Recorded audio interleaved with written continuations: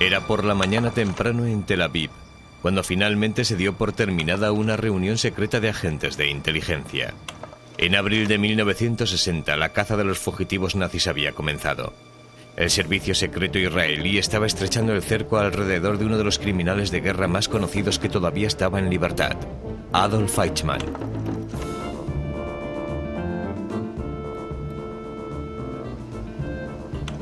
Tras haber finalizado la Segunda Guerra Mundial, incluso antes de haberse establecido el Estado israelí, los agentes judíos habían estado buscando a este objetivo. Un oscuro soldado alemán que ascendió a través de los rangos de la SS hasta convertirse en el experto en judíos de Hitler y del Tercer Reich.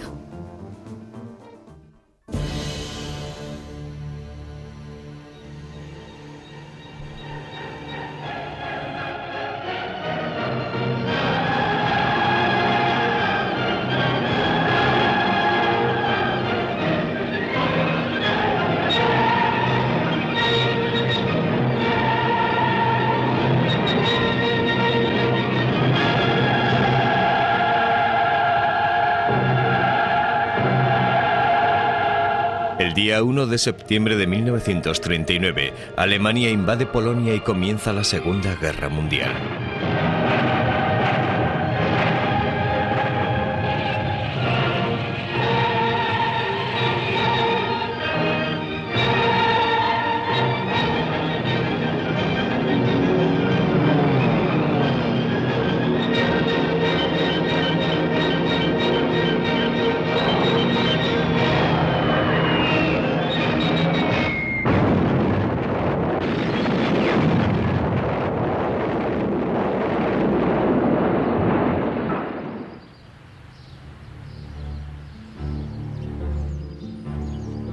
De enero de 1942.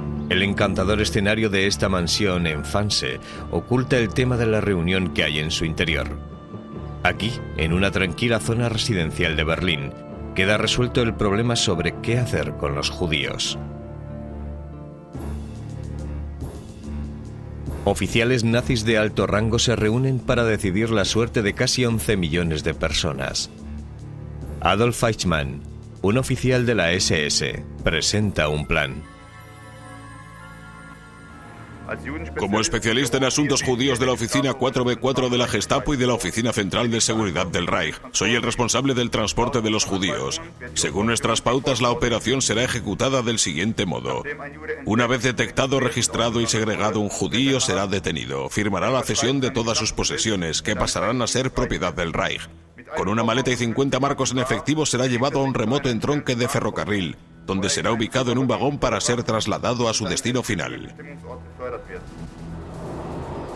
El plan de Eichmann es demoníaco, pero ingenioso en cuanto a su precisión. Utilizando la red de ferrocarriles europeos, prepara el trabajo de base para una auténtica proeza de coordinación. La operación crea nuevos empleos para los alemanes. Expansiona la industria del acero, no solo para cubrir las necesidades de fabricación de armamento, sino también para la ampliación de las nuevas líneas de ferrocarril.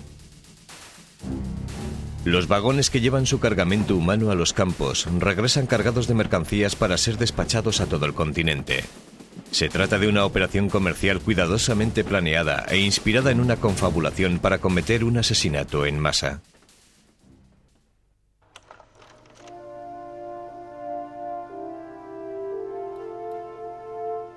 Otto Adolf Eichmann nació en Solingen, Alemania, el 19 de marzo de 1906. Cuando tenía 8 años de edad, la madre de Eichmann fallece y la familia se traslada a Linz, Austria, donde su padre se vuelve a casar. Viven en un apartamento del segundo piso del número 32 de Landstrasse. La madrastra de Eichmann es una mujer severa y dominante. Su padre trabaja en la compañía de tranvías y electricidad en el número 6 de Museumstrasse. Adolf Eichmann es retraído, un muchacho solitario y sin amigos. En la escuela lo ridiculizan por su tez oscura de aspecto casi semítico. Burlonamente sus compañeros de clase le llaman Der kleine Jude, el pequeño judío.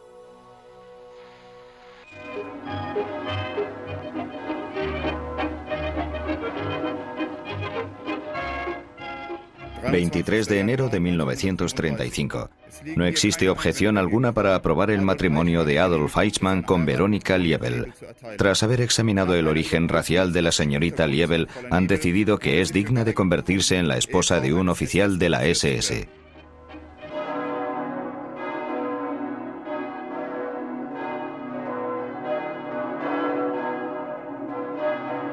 Veronika Liebel es una devota católica procedente de Checoslovaquia. Se casan y se trasladan a una casa de campo situada en las afueras de Berlín. Allí nace Klaus, el primero de sus 4 hijos. Con su uniforme de la SS, Eichmann es la personificación del poder. Un infalible oficial nazi con debilidad por las mujeres. Tiene varias aventuras amorosas, incluida una con Maria Musenbacher. Una relación que posteriormente le costará caro.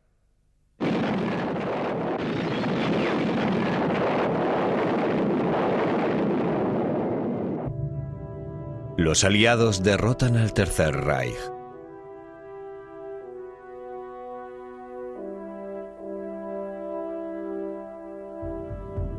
Es el 8 de mayo de 1945.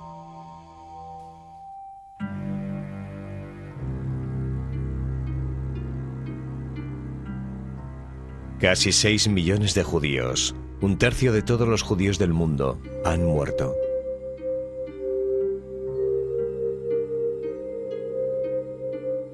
Al terminar la guerra, los nazis tratan de eliminar las pruebas de sus crímenes. Eichmann destruye sus registros y fotografías y desaparece.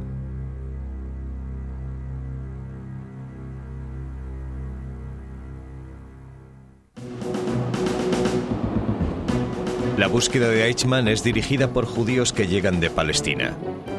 Una unidad de inteligencia del Haganah, el ejército judío clandestino, envía a un agente a Viena, Austria. Es Asher Benatan, un futuro director general del Ministerio de Defensa israelí. Empleando el nombre de Arthur Payer, abre una biblioteca de investigación en Viena, una fachada para localizar a criminales de guerra nazis. Arthur cree que Eichmann está escondido en algún lugar de su Austria nativa. Le asigna a un agente la misión de localizar a la esposa de Eichmann. Manos Diamant es un hombre de encanto persuasivo y habla alemán con fluidez. Localizamos el paradero de su esposa en Badehaus, una zona turística a unos 30 kilómetros de Linz. Allí se esconde. Vivía enfrente de la casa de la señora Eichmann. Y por casualidad, o tal vez no tan casualmente, llegué a conocer a los niños. Navegábamos juntos y salíamos a pasear, y durante unos meses me convertí en una especie de amigo de la familia. Sin embargo, ella no tenía contacto alguno con su esposo. Aparentemente sabía que la estaban vigilando. Diamant realiza sus investigaciones con una gran desventaja. Tiene un nombre y una larga lista de crímenes para guiarse, pero no tiene ni idea de cómo es Eichmann.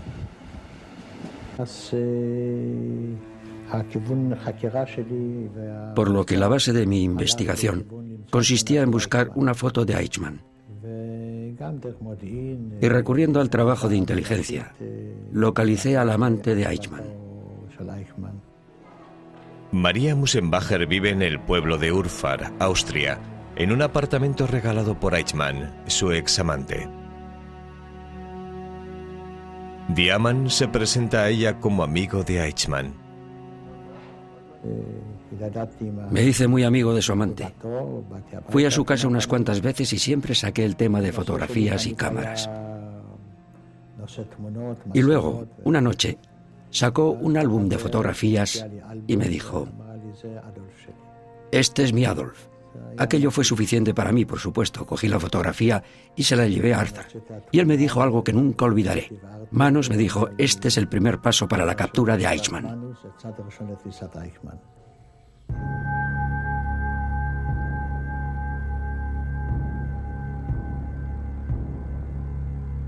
En los juicios por crímenes de guerra de Nuremberg, Alemania, el nombre de Adolf Eichmann se hace público como uno de los principales artífices de la solución final. Sabiendo que lo buscan, Eichmann busca refugio en los Alpes austriacos, huyendo de un escondite a otro.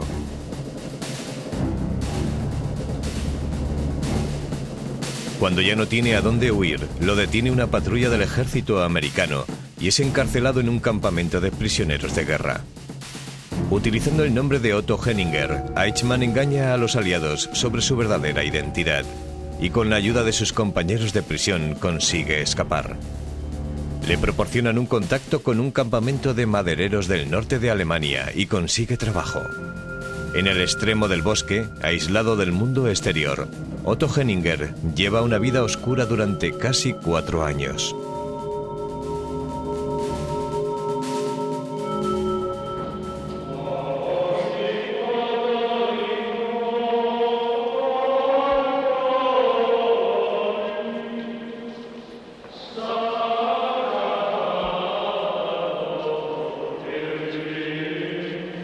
En 1949, Eichmann descubre que puede obtener una nueva identidad con la ayuda del Vaticano. Llega a Roma y encuentra refugio en un monasterio franciscano en Via Frascati. Eichmann se pone en contacto con la Asociación de San Rafael, una organización del Vaticano que ayuda a los refugiados, incluidos los fugitivos nazis. La Asociación de San Rafael todavía existe y tiene oficinas en Cleveland, Ohio. Eichmann conoce al padre Anton Feber, quien le proporciona los documentos necesarios para huir de Europa. El padre Feber fue entrevistado para un libro por la autora Gita Sereni.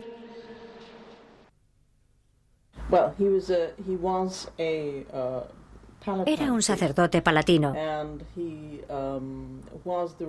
y era el representante de la Asociación de San Rafael en Roma. Y como tal, ayudó a Eichmann y a muchos otros. El fugitivo nazi es ahora un refugiado desplazado que viaja con un pasaporte del Vaticano. Le conceden un visado para ir a Argentina. El 14 de julio de 1950, en el puerto italiano de Génova, se embarca en el vapor Giovanna C. con una nueva identidad. Deja atrás el continente europeo confiando en que nunca tendrá que volver a esconderse.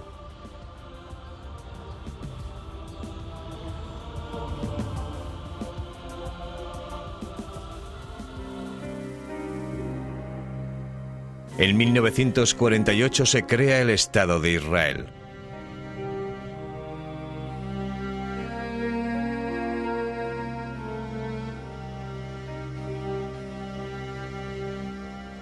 El expediente de Eichmann está ahora en manos del Mossad, la nueva agencia israelí de inteligencia extranjera. Isher Harel es uno de los primeros directores del Mossad. Tras haber sido nombrado director del Mossad, una de las tareas que me fijé fue encargarme de los criminales de guerra nazis. Se trataba de una misión natural para una agencia de inteligencia del Estado judío. Intenté conseguir todo el material posible sobre Eichmann, Mengele y unos cuantos más. Viajamos por el mundo siguiendo algunas pistas, desde África y Europa a Sudamérica. Comprobábamos las pistas con la intención de verificar si realmente existía aquel hombre, que estaba vivo y que podíamos llegar hasta él.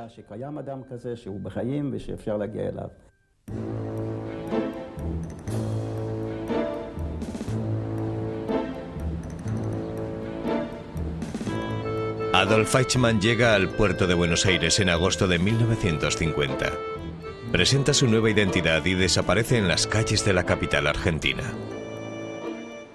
Creyéndose a salvo de una populosa comunidad de ex-nazis, Eichmann no es consciente de que en Argentina también viven miles de refugiados judíos procedentes de Europa.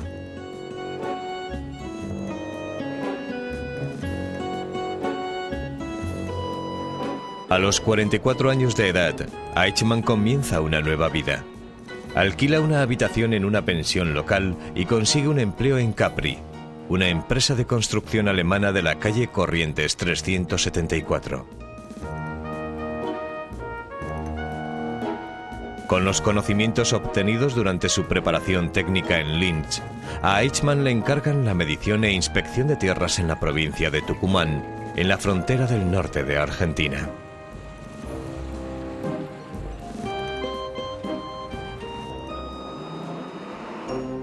Navidad 1950. En Argentina empieza el verano, mientras que en Austria se aproxima el invierno. En el hogar de los Eichmann, en Linz, Verónica Eichmann recibe una carta de Tucumán. Es la primera señal de que su esposo está vivo. Verónica les oculta su existencia a sus hijos durante 2 años. Luego los prepara para trasladarse a Sudamérica, donde vivirán con su tío en Argentina.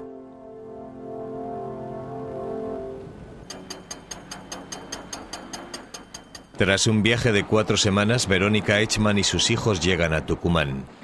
Han pasado 7 años desde la última vez que vio a su marido.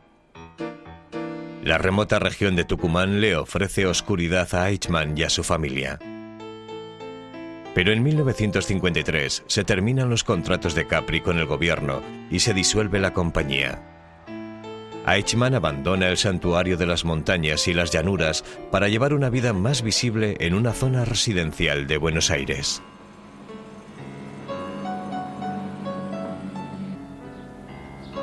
Eichmann abre una lavandería automática, pero el negocio fracasa y se ve obligado a vender.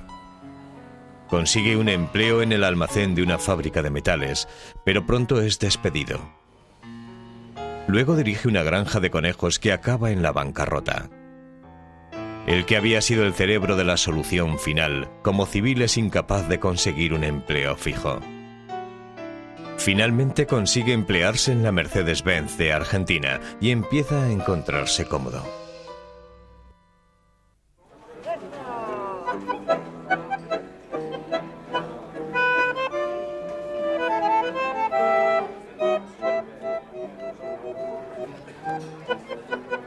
Los alemanes se han ido asentando en Argentina desde la década de 1930.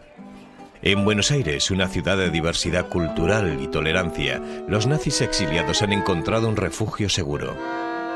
Viven abiertamente en su patria adoptiva. Se reúnen en sus propios clubes y promocionan su propia cultura, adoptando sin embargo la tradición argentina.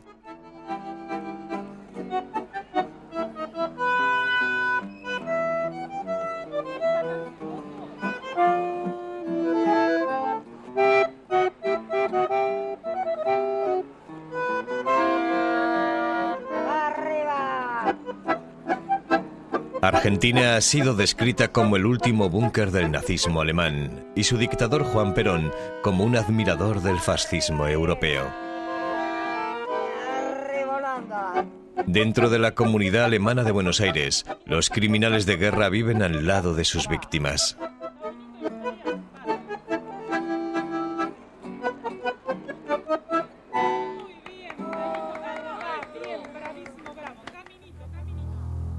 Lothar Hermann es un judío alemán, un superviviente de los campos de concentración, y es ciego. Vive en la zona residencial de Olivos en Buenos Aires con su esposa y su única hija, Silvia. Silvia conoce a un joven llamado Nicolás Eichmann. Vive con su madre y sus hermanos en la calle Chacabuco. Con ellos vive un hombre al que Nicolás solamente se refiere como su tío. Tomando a la familia Hermann por alemanes como él, Nicolás habla libremente sobre el papel de su padre en la SS y sobre cómo los nazis debían haber exterminado a los judíos. Mientras Lothar Hermann escucha, algo del apellido de Nicolás le resulta familiar. Sospechando algo, Hermann escribe a un abogado judío del distrito Hessen de Alemania Occidental. El doctor Fritz Bauer recibe la carta de Hermann en octubre de 1957. Bauer informa al Mossad israelí de que Adolf Eichmann puede estar viviendo en Argentina.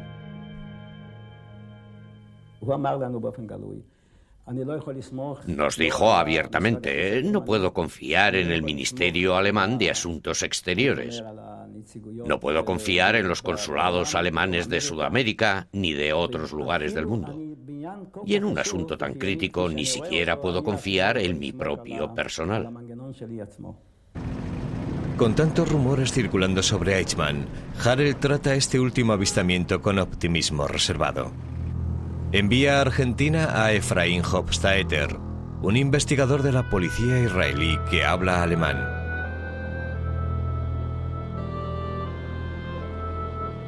Hofstadter cree que Hermann y su hija son de confianza. Han situado la dirección de Nicholas Eichmann en una casa del número 4261 de la calle Chacabuco y encontraron 2 nombres en un contador eléctrico. Uno es Clement, el otro es Dagosto. También descubren que el solar de la casa está registrado a nombre de Francisco Schmidt, un ciudadano austríaco. Hermann no tiene duda alguna de que la verdadera identidad de Schmidt es Adolf Eichmann. A Efraín Ilani, el agente del Mossad destinado en Argentina, le ordenan que investigue a Schmidt. Ilani informa que Schmidt no encaja con la descripción que tienen de Eichmann en el expediente. Duda que el infame oficial nazi viviera en un barrio de clase tan baja como la calle Chacabuco. Harel retira a su agente.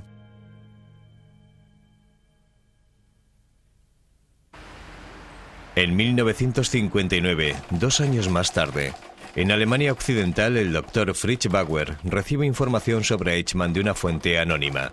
Le envía otro mensaje a Harel. Bauer ha descubierto que el alias de Eichmann en Argentina no es Schmidt, sino Ricardo Clement. Sin embargo, pasan 2 meses y no se toma acción alguna sobre esta última pista. Dispuesto a que investiguen el nombre de Clement, Bauer viaja a Israel para reunirse con su colega Haim Cohen, el consejero legal del gobierno israelí. El abogado alemán vino a Jerusalén en diciembre del 59, furioso, porque sabía instintivamente que habíamos fallado en una investigación que nos había pedido que hiciéramos. Y se reunió con Haim Cohen, quien le pidió a Iser que viniera, y dijeron: mire, tenemos que terminar esto de una vez por todas. Luego Haim Cohen llamó a Iser y le dijo: mire, ya está bien, quiero que Zia Haroni vaya a Buenos Aires y compruebe esta información de una vez por todas, si es verdad o no lo es. E Iser no pudo negarse. Quiero decir que no obedecía órdenes de Haim Cohen, solo obedecía las órdenes del primer ministro, pero no se podía negar a la petición hecha por Bauer y Haim Cohen, y dijo: de acuerdo, vete. En febrero de 1960, Zia Haroni, el agente del Mossad, viaja a Buenos Aires para buscar al hombre que puso en práctica la solución final.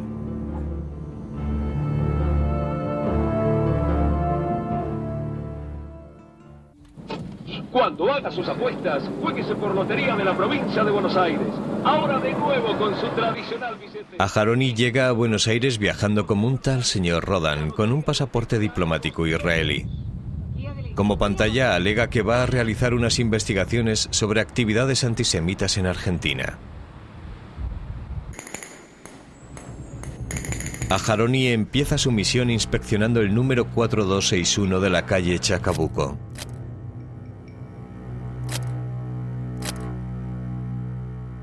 Para evitar sospechas, envía a un voluntario local a inspeccionar la casa. Está vacía, con la excepción de unos pintores. Los pintores confirman que una familia alemana se había mudado hacía un mes. El apellido Clement aún sigue en el contador eléctrico. A Haroni trata de descubrir su nueva dirección.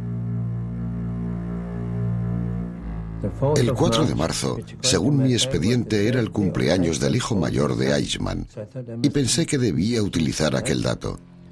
Compré un regalo, un encendedor bastante caro, lo envolví en la embajada, y una de las chicas de la embajada escribió: para mi amigo Nicky, con mis mejores deseos. Y llamé a otro muchacho, a uno de aquellos ayudantes judíos, y le dije: lleva esto a Chacabuco y pregunta por Nicholas Clement.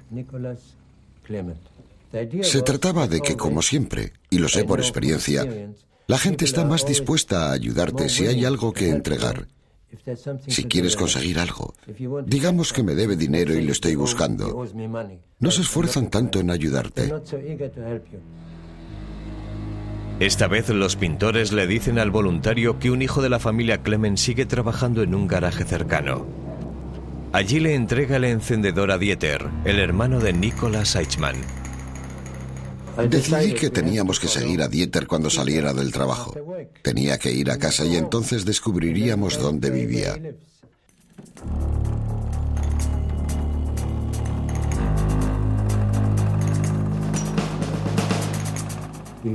Nos dijeron que tenía un scooter, una moto, e intentamos seguir al scooter, pero no teníamos la seguridad de que fuera aquella. Cuando finalmente seguimos al scooter, en aquel momento el joven que había hablado con Dieter y que estaba conmigo en el coche me dijo: esa no es la misma persona. Ya no estaba seguro. Me sentí muy frustrado y entonces cometí una locura.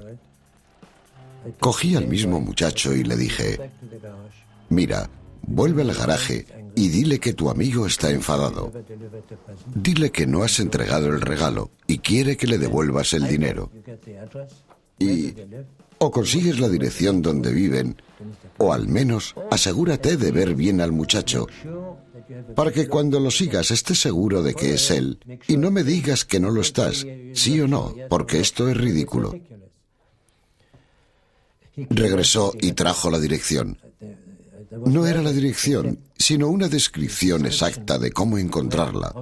Cerca de la parada del autobús, en el kiosco, a 100 metros del kiosco.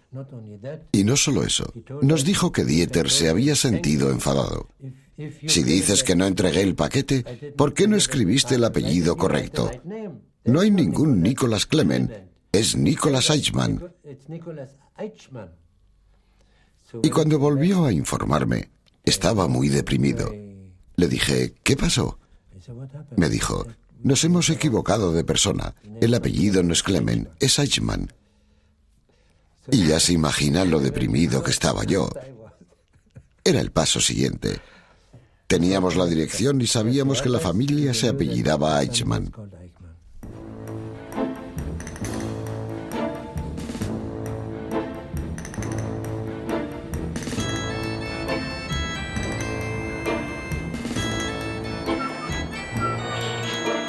La familia Eichmann se había mudado a San Fernando, una comunidad pobre en las afueras de Buenos Aires.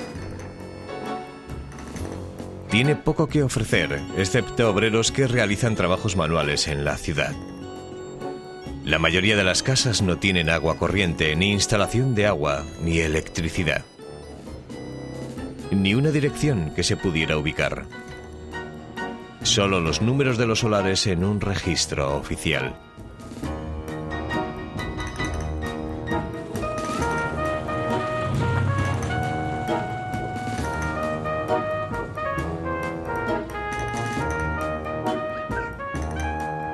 Aharoni cuenta con la ayuda de otro voluntario. A Naftali, un arquitecto, le pide que averigüe el nombre del dueño de una casa concreta de la calle Garibaldi.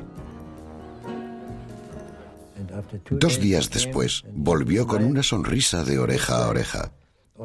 Aunque yo nunca había mencionado el apellido Eichmann, no sabía lo que buscaba, pero se lo suponía, y me dijo: he encontrado al propietario registrado del Solar 18, que es Verónica Liebel de Fishman. Y aquello significó 3 cosas para mí. Número 1, sabíamos que la esposa de Eichmann se llamaba Verónica Liebel antes de casarse con él. Número 2, entre Fishman y Eichmann solo falta un trazo de la E. Así que o era un error de la persona que lo había registrado, o la familia Eichmann había planeado que no figurase su apellido.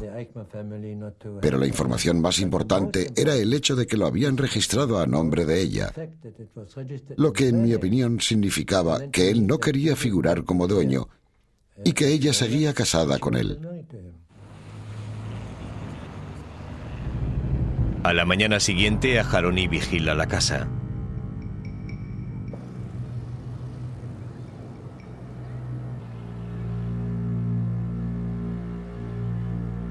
Paso a paso se va acercando a ella.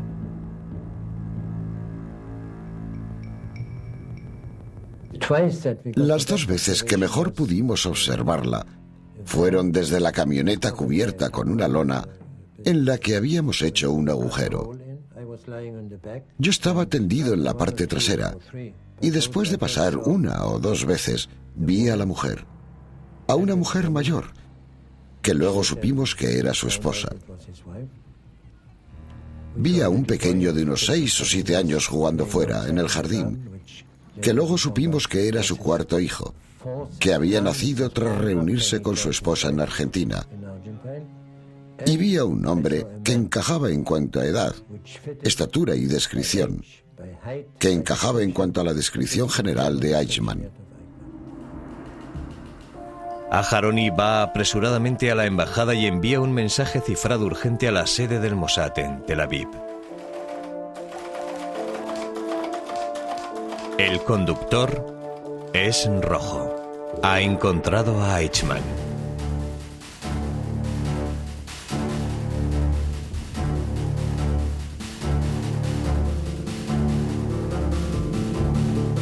Aharoni se aproxima más aún a la casa.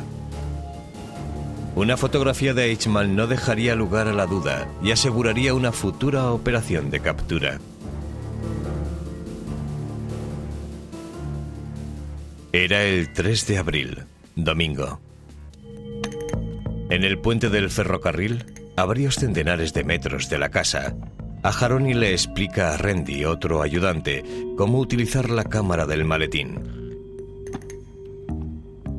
Espera hasta que observa que Eichmann sale y luego envía a Randy hacia la casa para que se encuentre con él.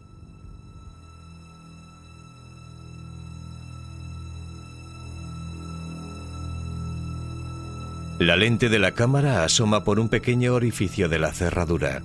Un mecanismo oculto acciona el obturador.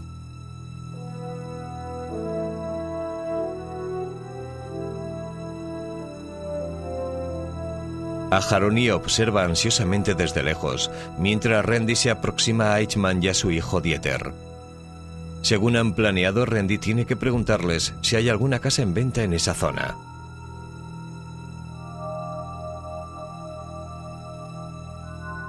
Randy acciona el disparador. Los resultados son fotografías del tercer hijo, Dieter. Y las primeras imágenes nítidas de Adolf Eichmann en 15 años.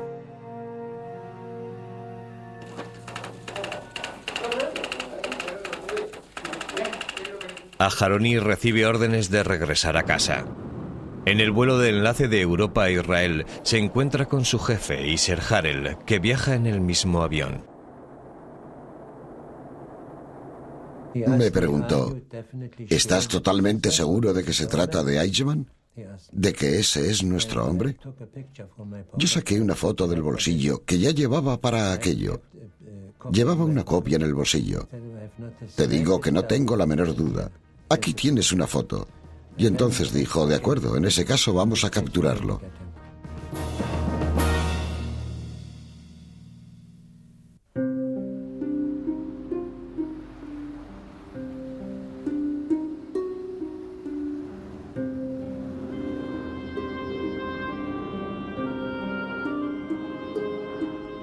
Una cálida tarde de Tel Aviv, en abril de 1960, Iser Harel informa al primer ministro Ben Gurion que Eichmann ha sido localizado. El líder del Estado judío está obligado a llevar a Eichmann a Jerusalén. Había un tema que preocupaba a Ben Gurion y me ordenó que le diera una solución concreta.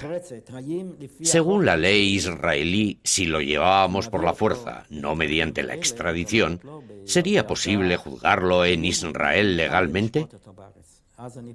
Recurrí al consejero legal del gobierno, que entonces era Haim Cohen, y le revelé nuestros planes, lo que ya de por sí resultaba problemático, puesto que él era el encargado de aplicar las leyes de la nación y yo le estaba diciendo cómo las iba a infringir. La respuesta de Haim Cohen fue positiva. La naturaleza sin precedentes del crimen hace que el procedimiento legal internacional sea prácticamente imposible. La opinión de Cohen es que lleven a Eichmann a Israel por la fuerza para que allí sea juzgado.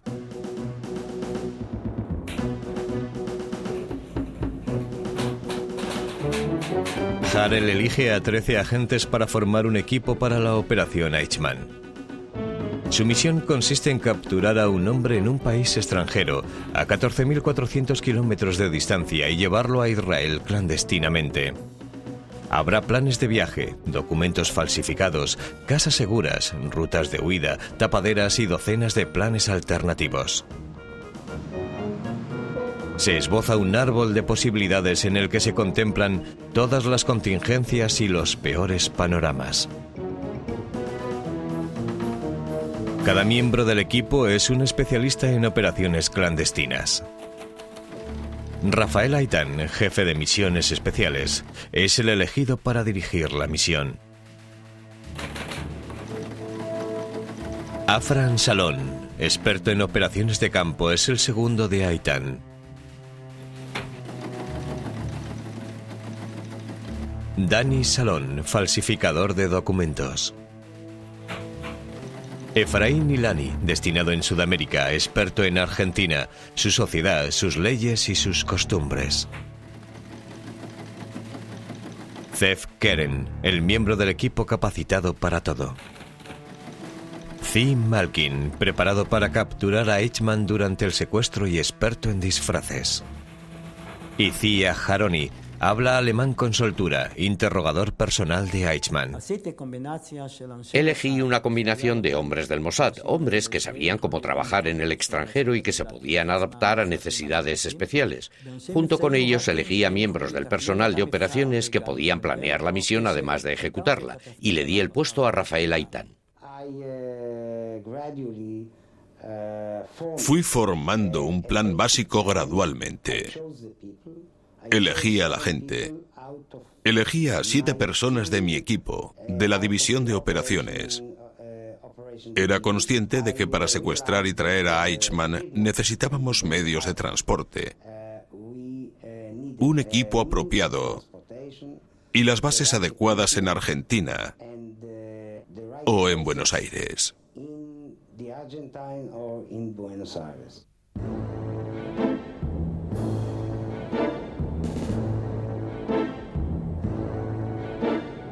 El 22 de abril, Zia Haroni, el agente del Mossad, regresa a Buenos Aires como un hombre de negocios alemán, parte de un equipo de avanzadilla de 4 hombres.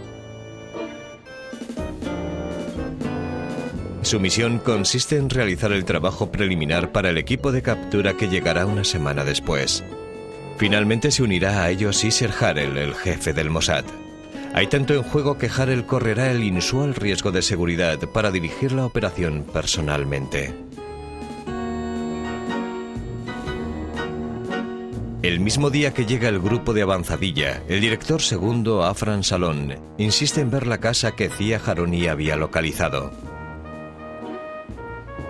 A las 8 de la tarde, los 4 miembros del equipo van en coche a San Fernando. Observan algo que iba a ser vital para planear el secuestro. Mientras pasábamos por delante de la casa, entre el kiosco y la casa, que solo está a unos 100 o 150 metros, vimos a Eichmann que iba caminando por la calle hacia su casa. Afran Shalom fue el primero en verlo y dijo en voz alta: ahí está nuestro hombre. Frené el coche demasiado bruscamente. No había motivo alguno para aquel frenazo, y eso pudo haberle preocupado. Pero como decía, frené el coche y observamos cómo caminaba por la calle hacia su casa. Y en eso tuvimos suerte realmente, porque resultó que todas las tardes volvía a casa en el mismo autobús, a eso de las 8, y caminaba hasta su casa.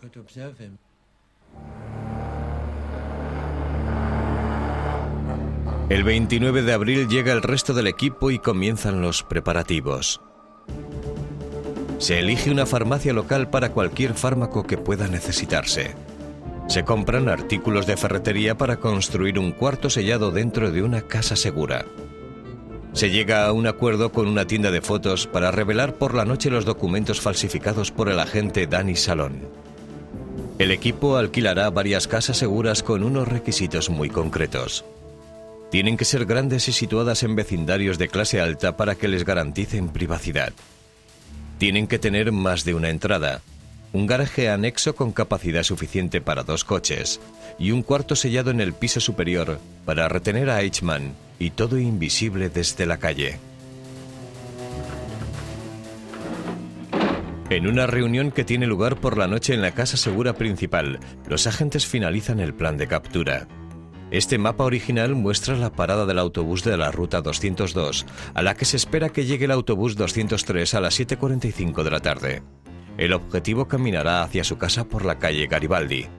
Los secuestradores le esperarán aquí, con el coche de apoyo aparcado a varios metros de distancia. Tras capturar al objetivo, ambos coches abandonarán la zona, siguiendo una ruta designada anteriormente hasta la casa segura.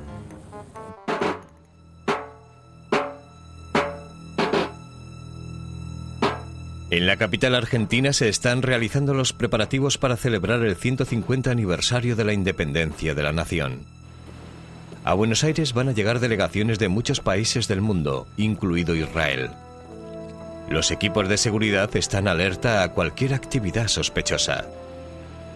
Para los agentes de campo, las condiciones se vuelven extremadamente tensas y restrictivas.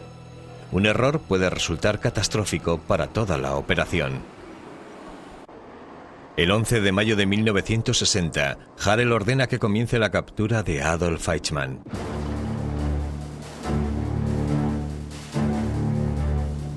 El coche del secuestro es conducido por Ziv Aharoni, acompañado por Ziv Keren.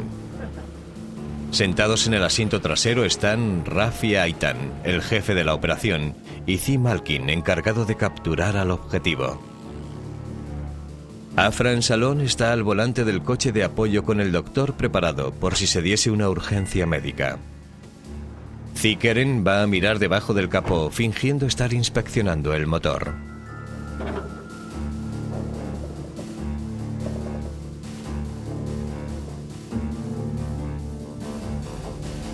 A las 7:42 de la tarde, el autobús 203 se aproxima. A la hora habitual de llegada, el autobús 203, en el que generalmente iba a casa, no se detuvo en el kiosco. Siguió de largo. Era evidente que no estaba en el autobús. Fue una enorme decepción. Esperamos 10 o 15 minutos. Llegó la hora de irnos según habíamos acordado por anticipado, pero Rafi decidió, no, nos quedamos.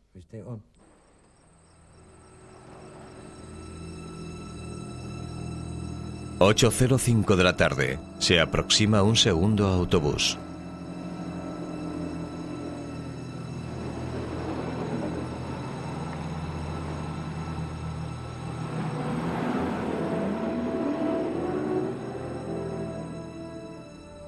El autobús se detuvo y se apeó un hombre. Y luego nuestro hombre, nuestro objetivo, se bajó del autobús y empezó a caminar por la calle. Yo tenía unos binoculares con visión nocturna. Informé a Rafi, informé a Zika. Viene nuestro hombre.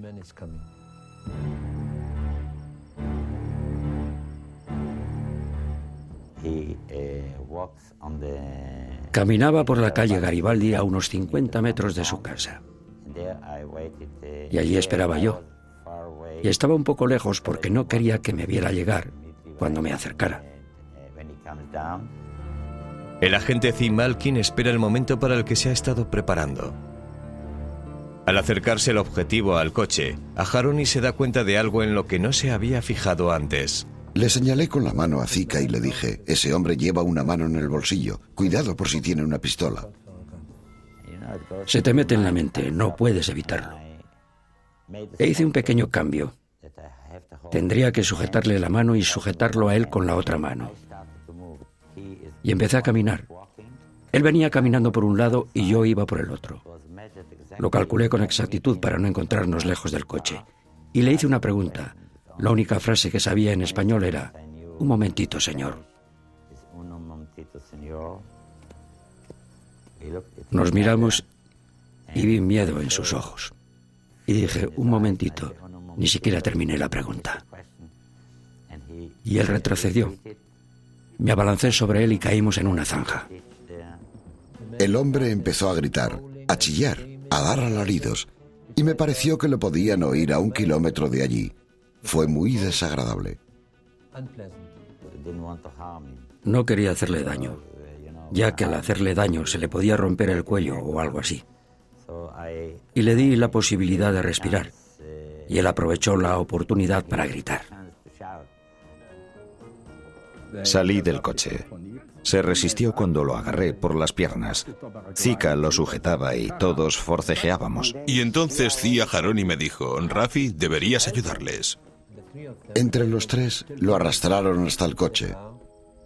Lo taparon con una manta y empezó la carrera.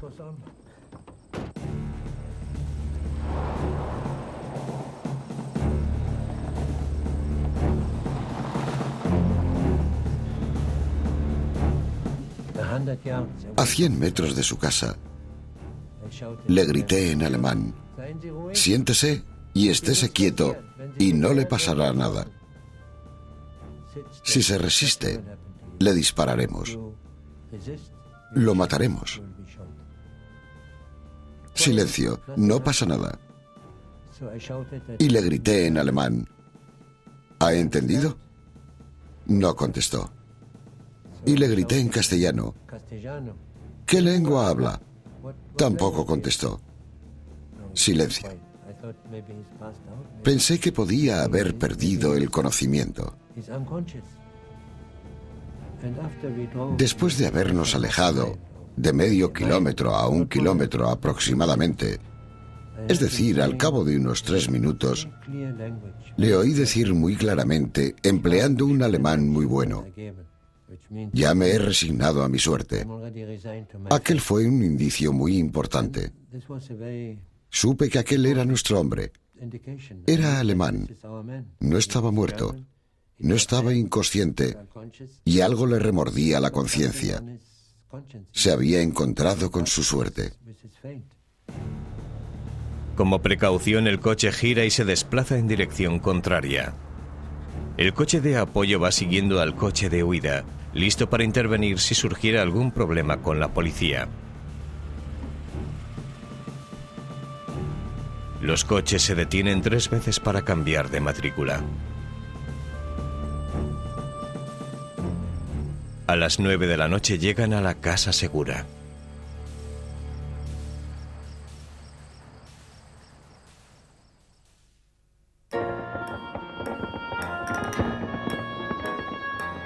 Comienzan las celebraciones del Día de la Independencia de Argentina.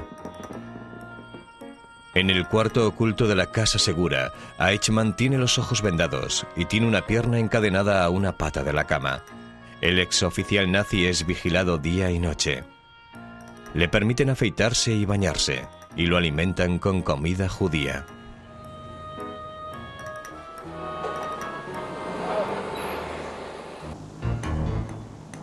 La siguiente fase de la operación Eichmann tiene lugar en Israel.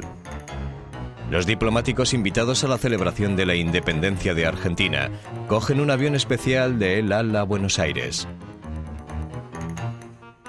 Al no haber servicio regular de Israel a Argentina, Harel le había pedido específicamente a la compañía aérea que preparase aquel vuelo sin precedentes.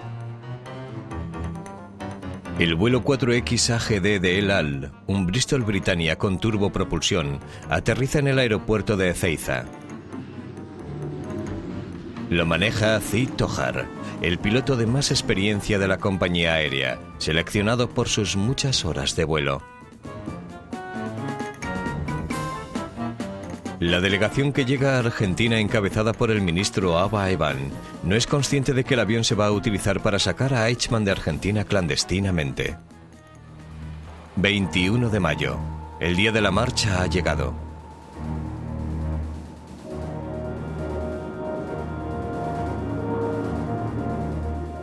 Harel espera la llegada del equipo al aeropuerto. En la casa segura le dan un sedante a Eichmann. Lo visten con el uniforme de un tripulante de El Al. un pasaporte falsificado le da al ex-nazi una nueva identidad como ciudadano israelí. Sedado, lo llevan en coche al aeropuerto.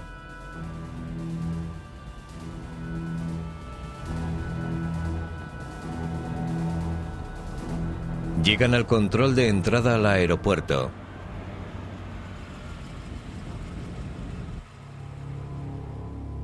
Y se les permite el paso. Nadie parece darse cuenta de que la furgoneta va hacia el avión directamente y suben a Eichmann a bordo.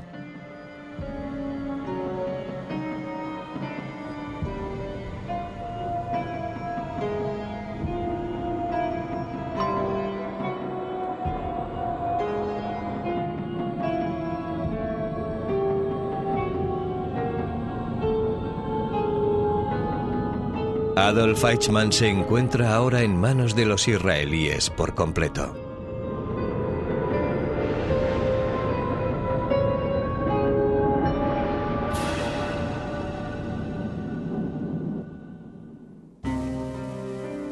El juicio comienza el 11 de abril de 1961.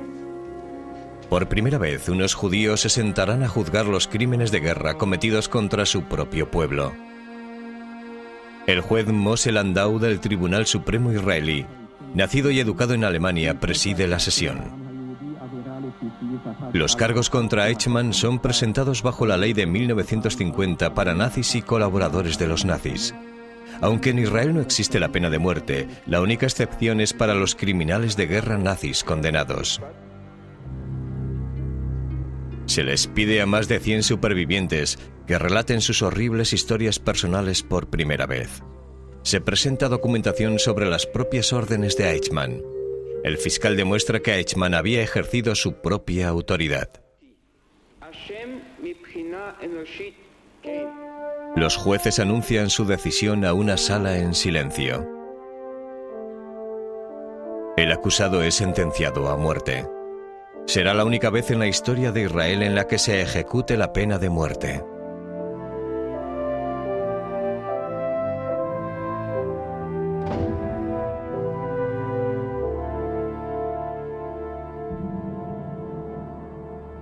A medianoche del 31 de mayo de 1962, Adolf Eichmann es ahorcado.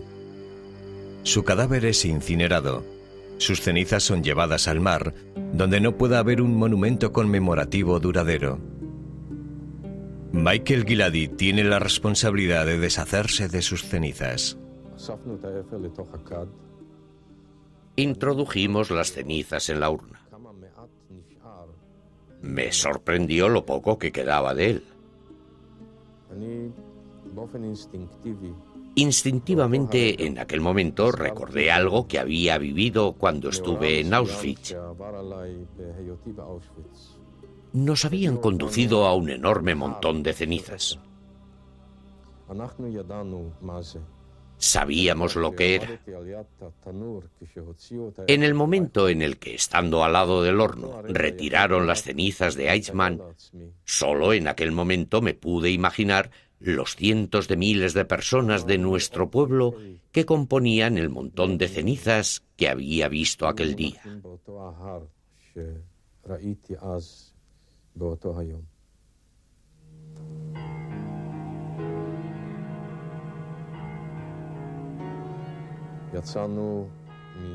Nos adentramos más de 6 millas en el mar. Salimos de las aguas territoriales de Israel y luego esparcimos las cenizas. Yo conseguí recitar el verso: así mueran todos tus enemigos, oh Israel.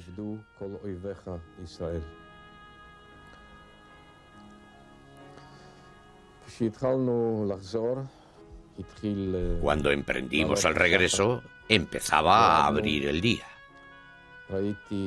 Desembarcamos.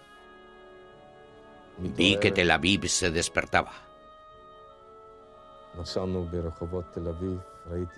Viajamos en coche por las calles de Tel Aviv. Vi a niños que iban a la escuela, a pescadores que volvían del mar. El sol lucía sobre la ciudad judía, sobre mi país. Y en aquel momento sentí, tal vez, cierto consuelo. Tuve una sensación de tranquilidad después de la tempestuosa noche que había pasado.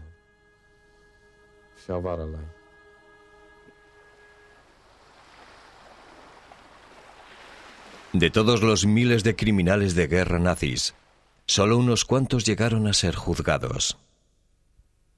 El juicio de Adolf Eichmann no fue motivado por querer vengar sus crímenes, sino por creer en la justicia para sus víctimas y para cerciorarse de que el mundo lo sabría.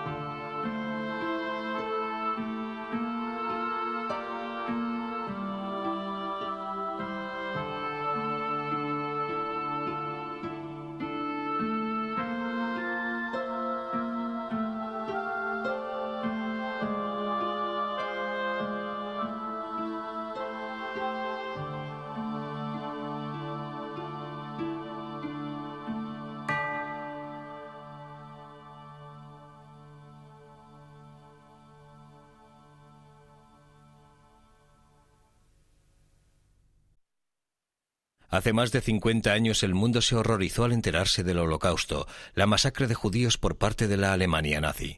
Por toda la Europa de la posguerra, en los campos de exterminio, en las quemadas sinagogas y en las paredes de los guetos, estaba garabateado el legado de las víctimas.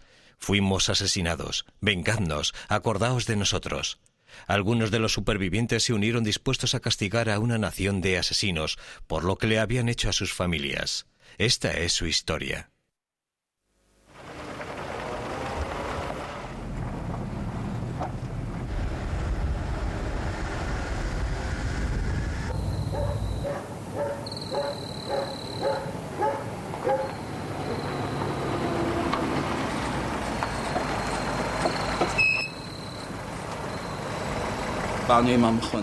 Llegamos en coche. Nos apeamos dos. Ya sabíamos la dirección.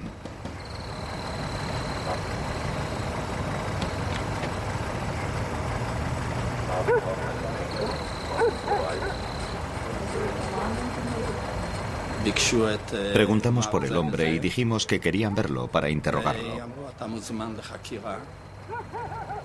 Habitualmente no ofrecían resistencia. Llegábamos, lo deteníamos y nos lo llevábamos. Por lo general íbamos disfrazados de policías militares para no despertar sospechas.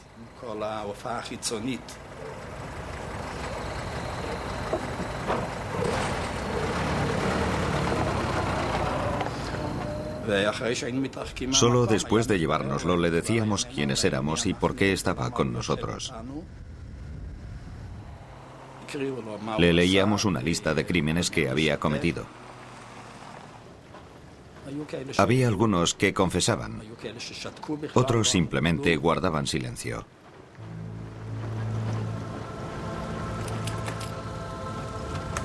Y luego llegaba el juicio.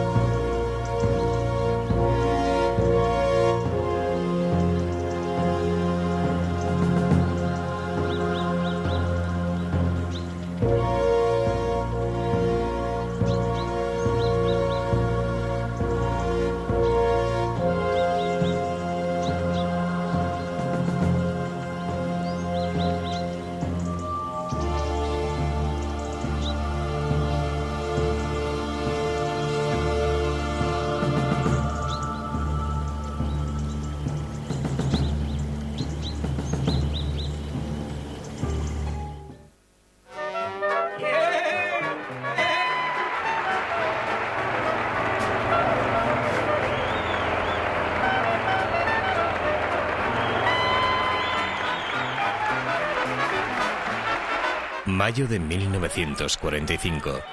Después de 6 largos años, la guerra ha terminado finalmente en Europa. El final de la tiranía nazi se percibe como el triunfo de la justicia y la esperanza. A lo largo y ancho del continente, la victoria es como un sueño. Sin embargo, para algunos es la continuación de una pesadilla. En la guerra total que los nazis habían librado contra ellos, los judíos lo habían perdido todo. Habían perdido su identidad, su dignidad y cualquier sensación de esperanza. La victoria solo pone de relieve su tragedia. Para muchas personas que vieron lo que les había ocurrido, la guerra no había terminado. Para ellas decían, la guerra continuaba. Hasta que venguemos lo que les han hecho a nuestras familias, la guerra no habrá terminado. Queríamos vengarnos. Era la súplica de todos aquellos millones de personas que habían destruido. De aquellos judíos que con su propia sangre escribieron en las paredes de las sinagogas: judíos, venganza por nosotros. Fuéramos a donde fuéramos, en las sinagogas y en otros lugares, aquellas palabras estaban escritas en las paredes. Fuimos asesinados, vengadnos, acordaos de nosotros. Aquellas peticiones de venganzas estaban escritas con sangre, con su propia sangre, y la mayor parte de nosotros estábamos convencidos de que habíamos sobrevivido solo para vengarnos.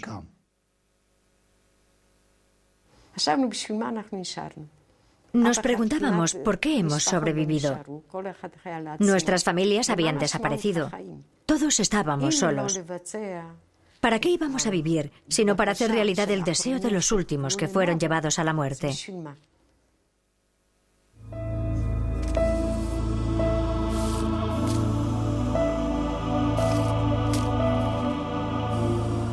Con los aliados al mando, el alcance de las atrocidades cometidas por los nazis llega al dominio público. Para buscar y castigar a los criminales de guerra, se forman departamentos especiales dentro de los ejércitos aliados.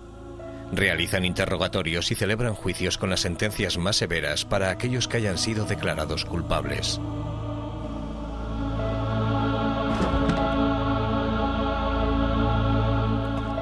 Las listas de sospechosos se hacen más largas, colapsando el sistema judicial de los aliados. Aunque millones de prisioneros de guerra alemanes son procesados y liberados, la falta de tiempo y de dinero evita que detecten a los criminales de guerra. Algunos de los más notorios consiguen huir. Los europeos miran hacia el futuro, hacia la reconstrucción de su devastada infraestructura. Saldar cuentas del pasado, en especial las que exigen los judíos, no es lo prioritario. Lo único que pueden hacer los judíos es observar mientras los responsables del Holocausto huyen, llevándose con ellos toda posibilidad real de hacer justicia. Durante los largos años de la guerra, muchos jóvenes judíos se alistaron voluntariamente en el ejército británico. Los judíos de Palestina habían presionado al ejército británico para que creara un cuerpo independiente de judíos. Finalmente, el 20 de septiembre de 1944, se formó una brigada entera de judíos bajo mando judío y bajo una bandera hebrea.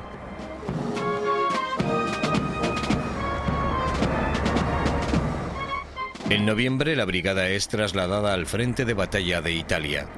La experiencia militar que adquieren les servirá a aquellos soldados para crear su futuro ejército para el Estado de Israel. Desplegados a lo largo del río Senio y encarando al enemigo, los soldados no han olvidado la persecución de judíos en Europa. La mayoría todavía tiene familiares atrapados tras las líneas alemanas.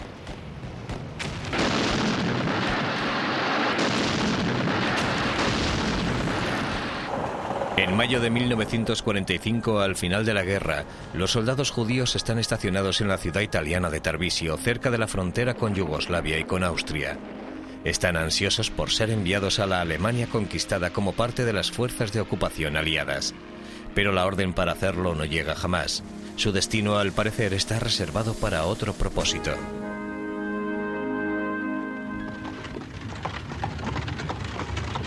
En 1945, Europa era un continente sumido en el caos, con millones de refugiados moviéndose de un lugar a otro. 250.000 de judíos sin hogar vaga sin rumbo. Sus parientes han sido asesinados, la estructura de su vida ha sido destrozada. Ahora buscan un lugar en el que reconstruir su futuro. A la frontera italiana comienza a llegar un torrente de refugiados judíos procedentes del este de Europa. La presencia de la brigada resulta vital para su supervivencia. Los soldados judíos organizan un pasaje secreto hasta la Palestina ocupada por los británicos, violando un bloqueo de inmigrantes. Delante de las narices de los británicos crean un conducto ilegal de emigración. La operación sería conocida simplemente como la brecha, la huida.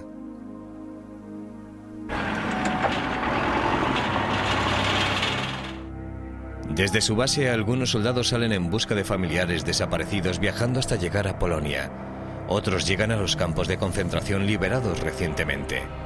En Mauthausen, Ebensee y Bergen-Belsen, lo que ven les deja marca y quedan obsesionados por lo que ahora saben.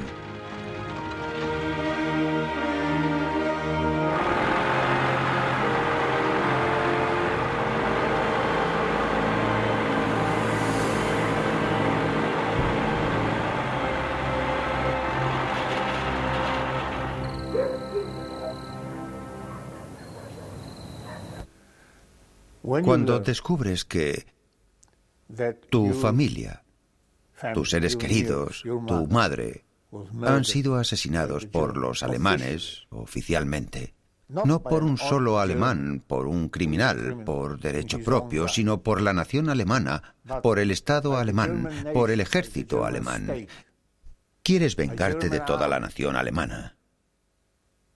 O de todo el ejército alemán, o de cualquiera. Quiero decir que dentro de 50 años el sentimiento será menos intenso debido al tiempo que habrá pasado. Y puede que a lo mejor también a la naturaleza de la nación alemana, que desde entonces habrá cambiado mucho. Pero en aquel entonces estaba todo fresco. Sabía que si encontraba a un soldado alemán, podía ser el que había asesinado a mi madre, y era muy natural que quisiera matarlo. Lo admito y no me avergüenzo de ello. Al regresar a la base, la necesidad de vengar aquellos crímenes consume a muchos de los soldados. Creen que los alemanes deben ser castigados por lo que han hecho. El nuevo grupo de vengadores se pone en contacto con los servicios de inteligencia militar británico y estadounidense. Los aliados proporcionan a los soldados judíos listas de los nombres de los oficiales de la SS. La gente de la brigada, aquellos que alegaban ser de la brigada, pasaron por nuestras zonas y estuvimos en contacto con ellos. Me imagino que algunas de las listas se las había proporcionado la OSI, Oficina de Influencia Estratégica. Las listas no eran un gran secreto, estaban en manos de todos los agentes prácticamente. Lo más importante realmente era encontrar a aquellas personas. Muchas de ellas sabían que su vida corría peligro. Estábamos bastante entusiasmados con la idea de que no era imposible. Se les había dado información a personas que se habían centrado exclusivamente en buscar a algunos de los personajes más atroces.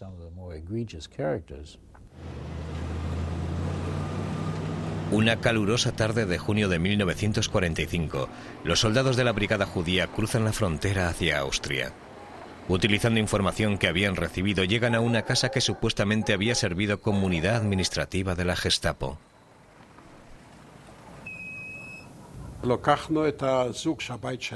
Cogimos a la pareja a quien pertenecía la casa y empezamos a interrogarlos. Sin un atisbo de vergüenza, la mujer dijo que había sido la responsable de la confiscación de las pertenencias de judíos austriacos e italianos. Decidimos liquidarlos. Y entonces el hombre dijo: caballeros, cooperaré y haré lo que quieran.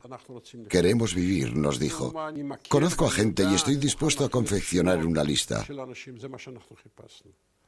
Eso era lo que estábamos buscando. Le dije, de acuerdo, volveremos mañana por la mañana para ver qué nos ofrece.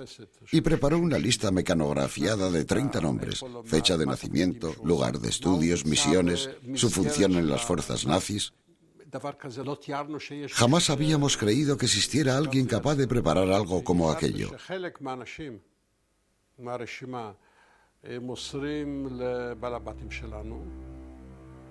Decidimos pasar algunos de aquellos nombres a nuestros jefes, a los de inteligencia de la brigada. Pero de los más importantes, de los de verdadero peso, nos encargaríamos nosotros.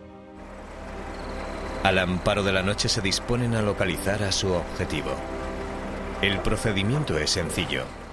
Disfrazados de policías militares, los Vengadores llegan a la casa de un sospechoso o a su escondite. Le ordenan que los acompañe para ser interrogado y ya no regresará nunca. Los jefes de dichos grupos son Israel Karmi, responsable de recabar información de inteligencia y futuro coronel de las Fuerzas de Defensa israelíes. Mayer Sorea, organizador y verdugo que se convertiría en un importante general de las IDF, Fuerzas de Defensa israelíes. Jaim Laskov, responsable de logística y planes operativos, futuro jefe del Estado Mayor de las IDF. Y muchos otros que tendrían papeles clave en la historia del Estado de Israel.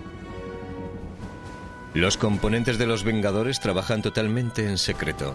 Solo unos cuantos de su círculo de allegados conocen la totalidad de sus actividades. Uno de los verdugos es Sef Keren, que posteriormente pertenecería al Mossad israelí. En aquel entonces estábamos dispuestos a eliminar alemanes, es decir, a cambiar los papeles y hacerles a ellos, aunque no del mismo modo, por supuesto, lo que les habían hecho a los judíos europeos. Las unidades de liquidación operan en un radio de 100 kilómetros alrededor de Tarvisio. Funcionar como una división dentro del ejército británico les proporciona una buena tapadera. Utilizan vehículos y documentos militares y disfrutan de una libertad ilimitada de viaje. Realizan sus misiones en lagos, ríos y bosques remotos y en zonas desiertas. La realizan sin dejar rastro alguno de sus actividades. Nuestra meta era ejecutarlo. Entrábamos en un bosque, en un sitio predeterminado, y era yo quien lo eliminaba. Lo hacía estrangulándolo. Cuando el hombre caía en mis manos era su último momento. Respiraba unas cuantas veces más y estaba muerto. Hacíamos todo lo posible para asegurarnos de que no encontrasen el cadáver en el bosque. Siempre llevábamos algún tipo de lastre con nosotros, barras o cadenas.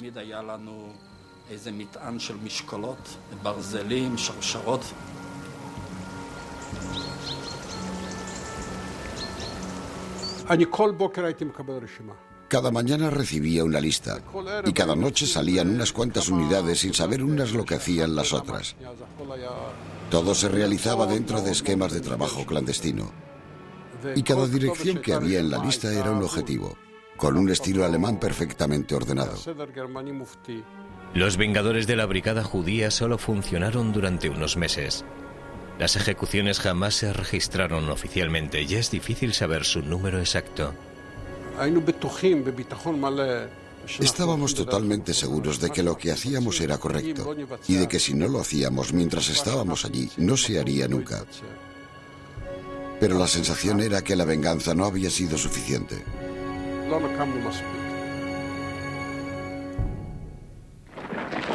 Meses después de la guerra, los aliados aceleran la puesta en libertad de prisioneros alemanes. Para aquellos que más sufrieron a manos de los nazis, la justicia parece estar desvaneciéndose. El único esfuerzo concertado para capturar a los asesinos lo realizan los judíos, algunos actuando en grupos, otros por su cuenta. Algunos se alistan en el NKVD, el servicio secreto de la Unión Soviética. Utilizan sus nuevos puestos para realizar personalmente actos de castigo contra los alemanes. Pero seguir a criminales de guerra es una tarea complicada. Muchos se mezclan con los soldados y con sus víctimas, escondiéndose en el seno de la población civil. Cuando son descubiertos, se enfrentan a parodias de juicios y a linchamientos, muriendo con frecuencia de una paliza.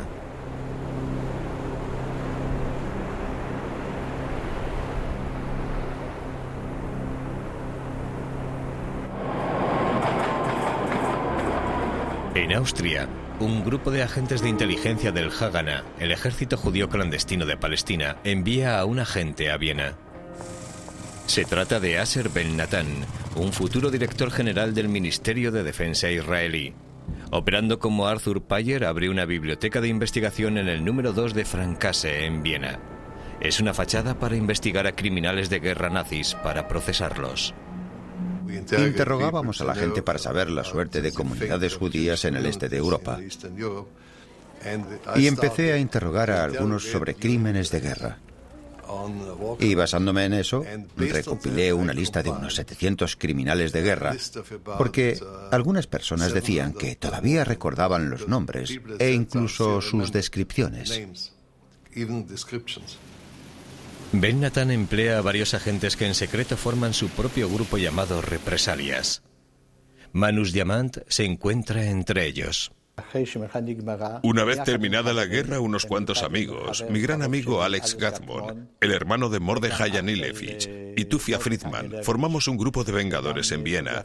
En aquella época todavía no había una policía eficaz ni tribunales, por lo que ejercíamos de tribunal de campo para los criminales alemanes, para los asesinos, hombres de la Gestapo, de la SS, a los que encontrábamos por medio de una lista que teníamos. Como superviviente del Holocausto, Manus Diamant consideraba la caza de nazis como la realización de una convicción personal. Su hermano Shmuel había sido asesinado en Auschwitz. Manus también jugaría un importante papel en la captura de Adolf Eichmann, uno de los cerebros de la solución final. Manus había descubierto a la amante de Eichmann, que vivía en el pueblo de Urfahr, en Austria. Haciéndose pasar por un amigo de Eichmann, consiguió hacerse con una fotografía de su amante, una parte esencial para su captura final. En el cercano pueblo de Badehaus, en el norte de Austria, Manus y sus camaradas reparan en el escaparate de una tienda de antigüedades.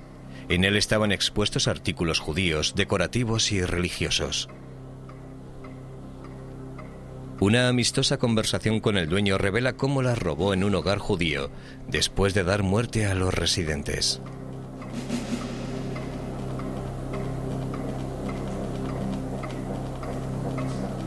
Al día siguiente, su cadáver apareció flotando en las tranquilas aguas de un lago cercano.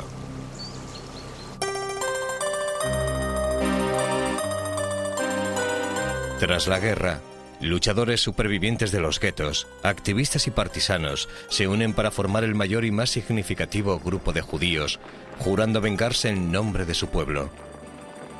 Aunque durante la guerra muchos estaban separados en distintos movimientos ideológicos, ahora están unidos por el legado de las víctimas. Bezalel Mijaeli es uno de ellos. Huyó de Uns-la-Plage junto con su padre. Allí era donde los nazis agrupaban a los judíos antes de enviarlos a los campos de exterminio. Llevaba a mi padre de la mano. Había quedado cojo de un pie durante la guerra y tiré de él hasta que llegamos al bosque. En el bosque me dijo: no puedo correr más, pero tú tienes una misión. Ir a Israel, a nuestra tierra y vengarnos. Es lo único que te queda. Tienes que hacer esas dos cosas. Si sobrevives, debes hacerlas. Bezalel se unió a los partisanos del este de Europa. A finales de 1944, abandona los bosques y viaja a Lublin, la primera ciudad polaca que fue liberada. Allí conoce a otros activistas judíos de Rovna, Vilna y Varsovia. Algunos ya habían cometido actos de venganza por su cuenta.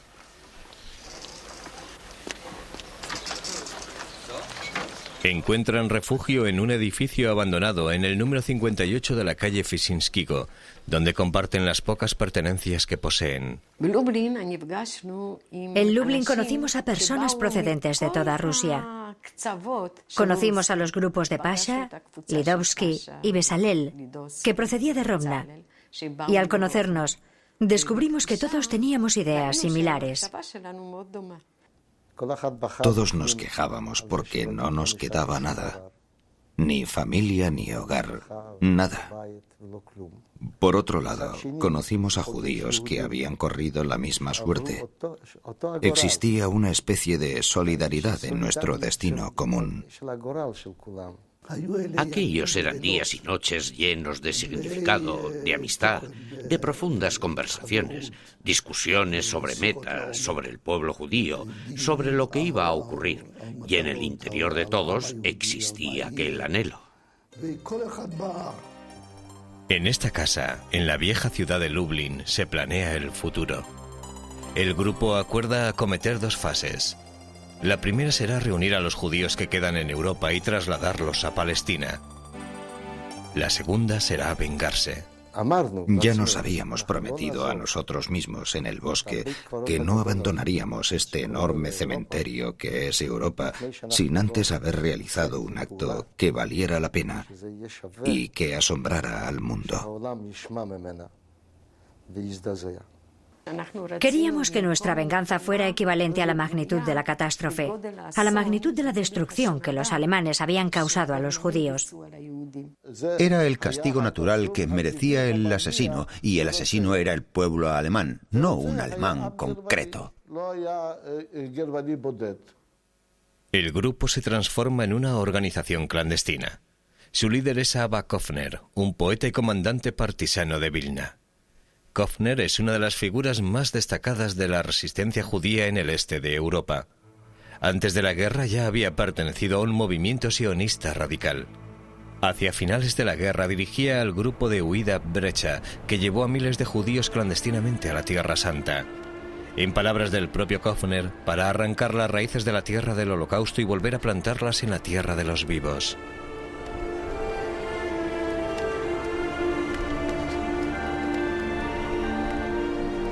Pero Palestina sigue bajo mandato británico. Los visados escasean.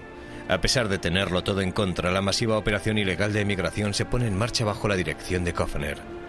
Refugiados sin hogar y sin familia dejan atrás el continente europeo para comenzar una nueva vida en Palestina. Abba insistió en que los judíos no debíamos quedarnos en Europa, en que nadie debería quedarse en esta tierra. Y dirigimos una gran evacuación hacia Bucarest. Y le dimos un nombre, el Éxodo de Europa.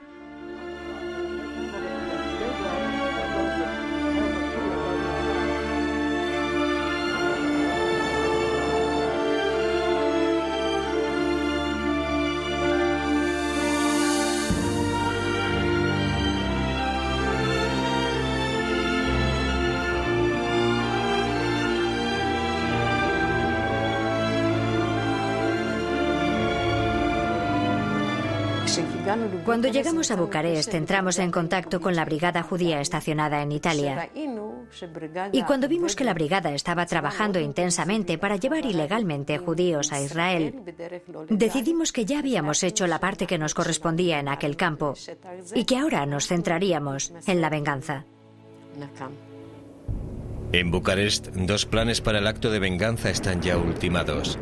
El plan A consiste en el envenenamiento del suministro de agua de varias ciudades alemanas. Morirán cientos de miles de personas. El plan B se centraría en los prisioneros de la SS retenidos por los aliados en campos de prisioneros de guerra, con una operación de envenenamiento en masa.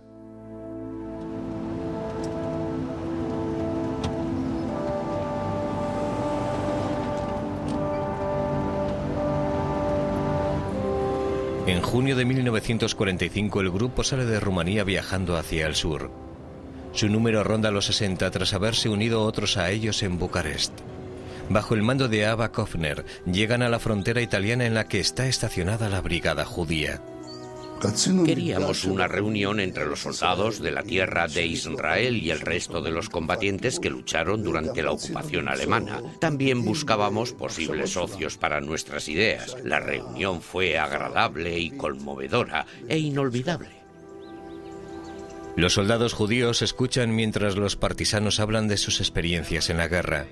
Abba Kofner los cautiva con sus palabras, hablando de la suerte de los judíos en Europa y de los deberes de aquellos que habían sobrevivido. Unos cuantos miembros del grupo de Kofner confían sus ideas a miembros clave de las brigadas que acogen bien la sugerencia de cooperación. La brigada les suministra uniformes, transporte y pases, y les da pistolas para que se defiendan. Pero incluso a aquellos soldados que están a favor de actos de venganza, les cuesta trabajo aceptar la idea de una venganza colectiva.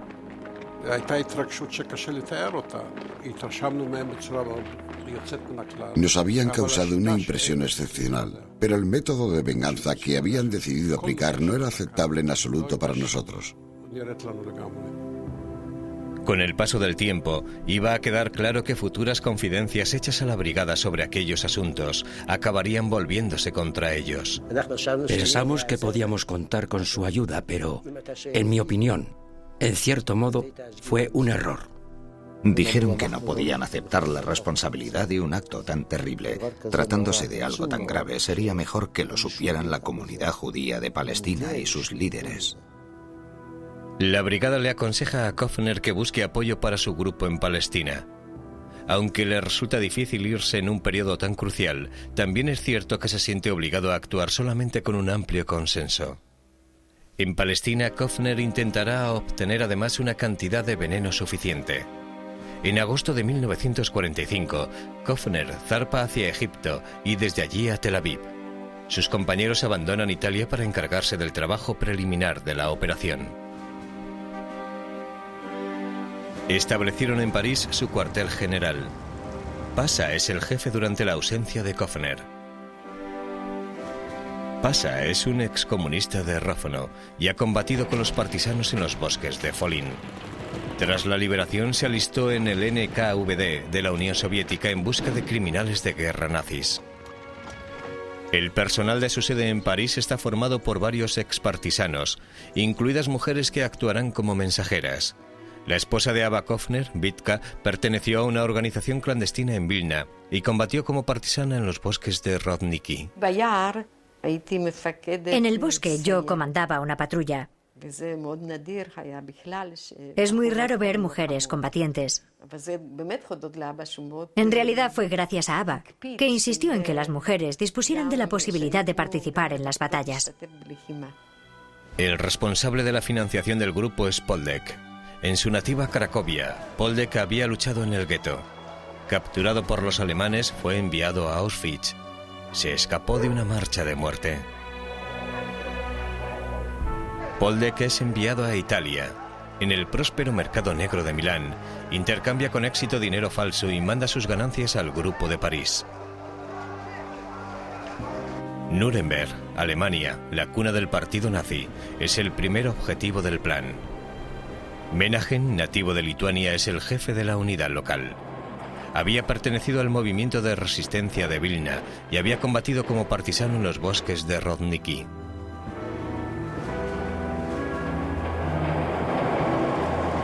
La segunda de la lista es Hamburgo. Despliegan otra unidad. Establecen su base de mando en Múnich. La coordinación entre París y las unidades del grupo se hará a través de Alemania. En Múnich, el jefe es Besalel, un expartisano y ayudante de Pasa.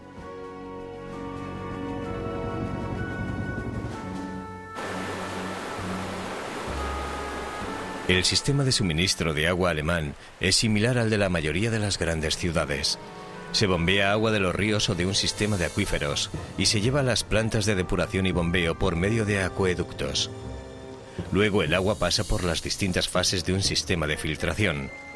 Una vez depurada pasa a la red de suministro de la ciudad, llegando así a cientos de miles de grifos.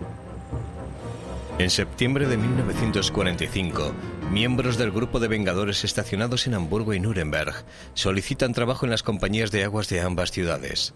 Filek consigue trabajo en el Wasserwerk de Nuremberg. Al cabo de unas semanas consigue que lo trasladen a la sección de filtración. Es el único lugar de todo el sistema en el que es posible tener acceso directo al agua. Bajo el mando de Menahem, el equipo de Nuremberg ha planeado cuidadosamente cada uno de los pasos. Mezclarán una sustancia letal muy concentrada con el agua de los depósitos que ya ha pasado la fase final de filtración. Todo está preparado para recibir el veneno. Aunque la mortífera agua llegaría a miles de hogares, todos sabían que el veneno podría afectar también a aquellos que no habían apoyado a Adolf Hitler.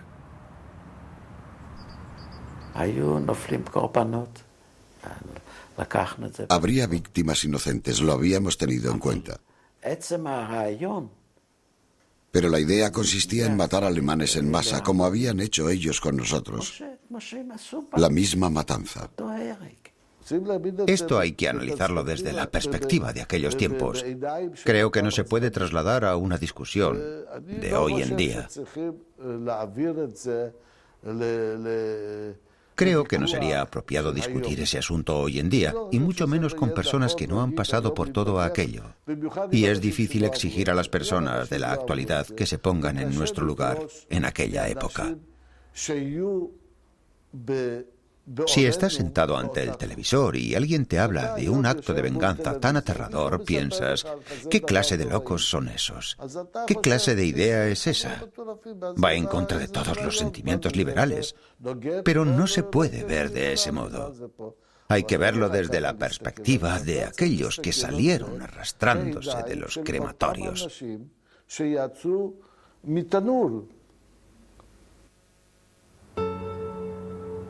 Palestina, agosto de 1945. Al llegar, Kofner se reúne con diversos mandos del Haganah, revelando el plan A solo 3 de ellos. Le niegan su apoyo.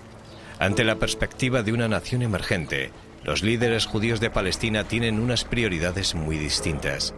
A partir de entonces, Kofner tiene la cautela de mencionar solo el plan B, el envenenamiento de los hombres de la SS. Le iba a resultar difícil encontrar el veneno necesario.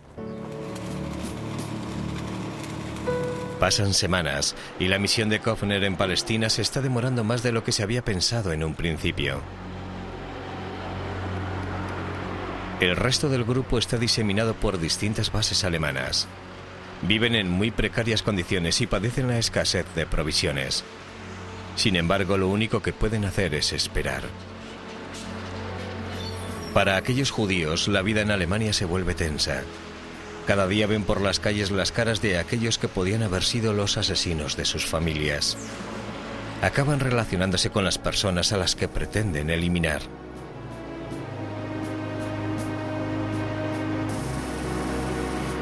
El contacto diario es abrumador, la tensión casi insoportable.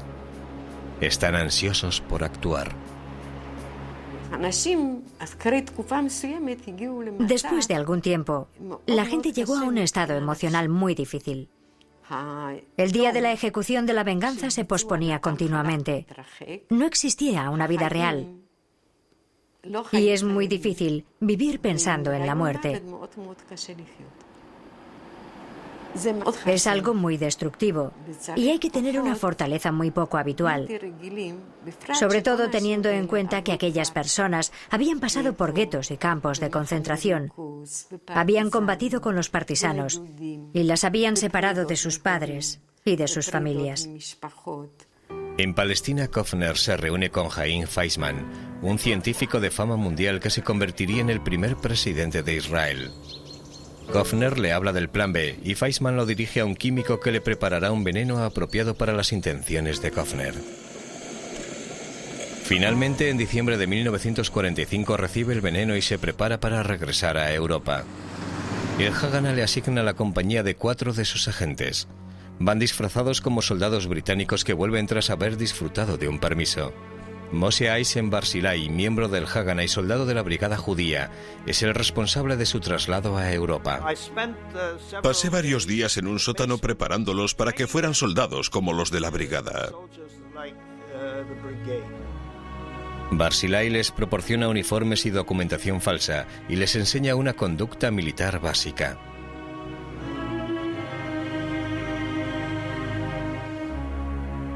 El 14 de diciembre de 1945, el vapor británico Napoleon zarpa de Alejandría hacia Tolón.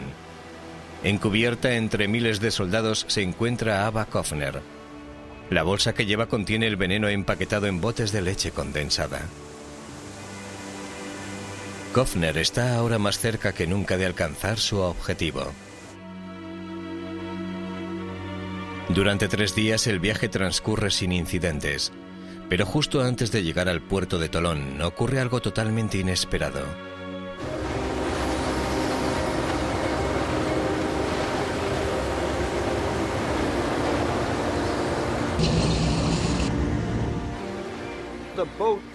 El barco se detuvo. Y entonces, por los altavoces del barco, se les dijo a 4 de los 5 integrantes del grupo que acudieran a la oficina del capitán del barco. Bajé corriendo y Ava Kofner me dio una bolsa y me dijo: en esta bolsa hay veneno. Deshazte de él.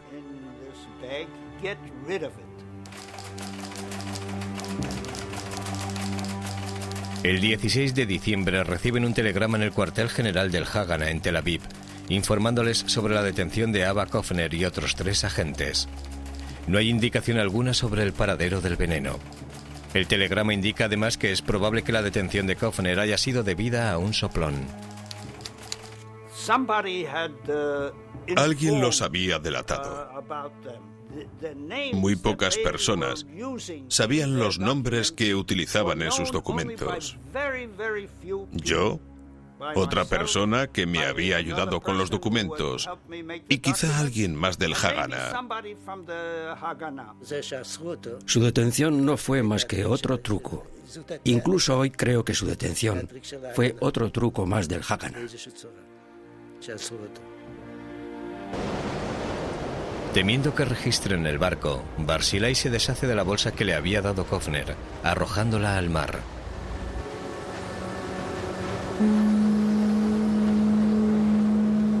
Al llegar al puerto de Tolón, Kofner es detenido.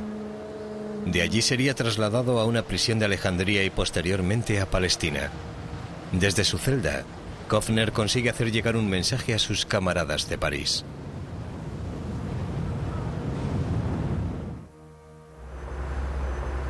El día de Nochebuena, un soldado de la brigada que había conocido a Ava Kofner en el barco entra en el cuartel general de París. Nos dijo que Ava había sido detenido y que habían arrojado la sustancia al mar. Aquel fue nuestro peor día de lamentaciones en 2000 años. Y luego nos encontramos con un problema muy difícil. La detención de Kofner crea una nueva e irreversible situación. Para poder seguir adelante con el plan A, habría que volver a obtener un veneno lo suficientemente concentrado. Podría significar otra larga espera. En Alemania las condiciones están empezando a cambiar. El momento había pasado, simplemente, y actuar se había convertido en algo imposible. Alemania estaba llena de soldados rusos, franceses, ingleses y americanos, y de judíos que habían sido liberados de los campos. El momento propicio había pasado. Y entonces hubo una verdadera crisis. Y quiero decir, una crisis de verdad. La gente se quejaba y perdía la fe. Y dijimos que teníamos que pasar al plan B.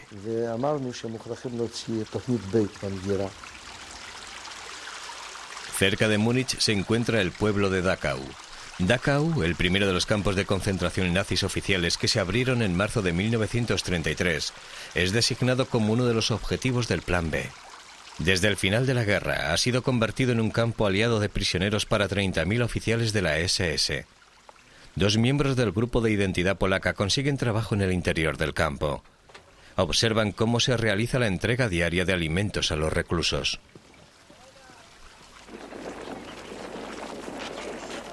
Otro campo, en Nuremberg, es más pequeño y en él hay 15.000 prisioneros pertenecientes a la SS. El grupo consigue introducir aquí también a 2 de sus miembros para observar las rutinas del campo. Ven que los americanos suministran casi todos los alimentos del campo, excepto el pan. Todos los días llega una remesa de pan procedente de Genossen-Gesellef, la panadería de un pueblo cercano. El grupo decide que Lipke Diskel vaya a trabajar allí. Lipke es de Vilna, donde perteneció al movimiento de resistencia del gueto. Fue capturado por los alemanes y enviado a los campos de concentración de Estonia, y sobrevivió a una marcha de la muerte. Lipke comienza su misión solicitando empleo en la oficina de trabajo de Nuremberg.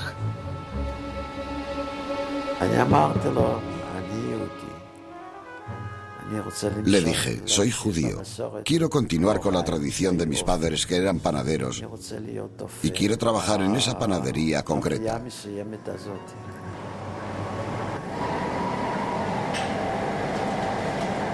A la mañana siguiente, Lipke se presenta a trabajar. Durante los meses siguientes aprendería el proceso de fabricación del pan y la rutina general de la fábrica. Trabaja en turnos, a menudo tenso y presionado, rodeado de alemanes que detesta. El apoyo moral que recibe del grupo le da las fuerzas necesarias para seguir adelante. Pero su mayor consuelo es saber que el día de la venganza se aproxima. Pero sigue faltando la sustancia mortífera. Después de aquello recibimos noticias sobre Ratner, un químico que vivía en Milán. Y un buen día Pasa me ordenó que lo trajera a París. Lo metimos en un tren. Le dimos los documentos de un miembro de la brigada y lo llevamos a París. En París, Ratner se dedica inmediatamente a producir el veneno. Por medio de un amigo consigue hacerse con 2 kilos de arsénico sin refinar. Prepara un laboratorio improvisado en el apartamento del grupo y se pone a trabajar.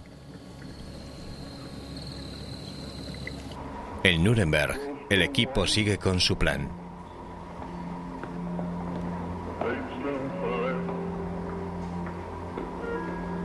El meticuloso plan de venganza puede verse en este proyecto original para envenenar el pan.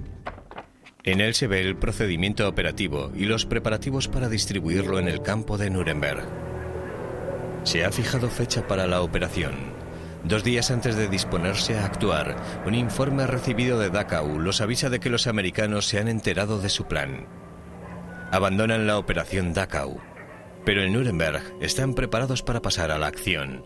Es el 13 de abril de 1946, domingo de Pascua. Por la mañana, un amigo, Jasik, vino conmigo a trabajar y lo introduje en la fábrica. Lo llevé al 3er piso y lo metí en una de esas jaulas altas en las que meten los bollos de pan. Al cabo de unas horas llegó otro amigo, se llama Malek. También le dejé entrar en la fábrica y me dispuse a esperar que cayera la noche. Entonces empezamos a organizarnos. Cogí 2 baldes con los pinceles que había preparado. La técnica consistía en que uno mojaba los pinceles, yo le pasaba 2 bollos, él bañaba los bollos y yo volvía a ponerlos en su sitio para que nadie se diera cuenta de nada. Y nos pusimos a trabajar. Trabajamos rápidamente, a la mayor velocidad posible. Calculamos que habíamos bañado unos 3.000 bollos. Cada hombre de la SS recibía la 1/4 parte de un bollo, lo que significaba 4 por bollo, por lo que tendría que haber unas 12.000 víctimas.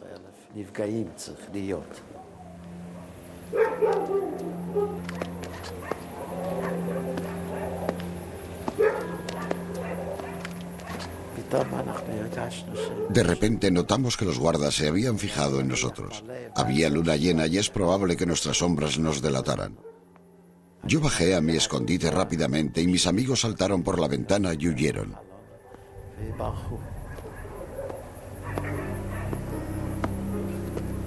La búsqueda no revela nada.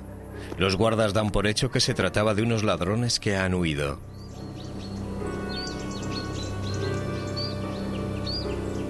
Al amanecer, 3.000 bollos de pan bañados con veneno están sobre las tablas, preparados para ser entregados. Al amanecer salí de la fábrica y me reuní con mis amigos en el lugar que habíamos acordado. Julek estaba allí y un conductor con un taxi. Nos dirigimos en coche a la frontera checa.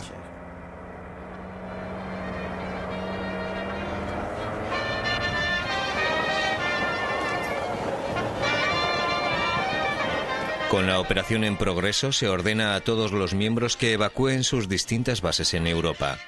Ayudados por el Haganah, algunos llegan a una casa segura en las cercanías de Toulouse, en Francia, mientras otros huyen cruzando la frontera checa. Desde allí seguirán viaje hasta Italia. Mientras tanto, el efecto del veneno empieza a extenderse por el campo de Nuremberg. Equipos médicos americanos armados con la tecnología más moderna disponible hacen cuanto pueden para salvar a los oficiales de la SS que han comido el pan. Los Vengadores se enteran del resultado de su operación a través de las versiones de los diarios. Miles están enfermos, pero solo unos cuantos han muerto.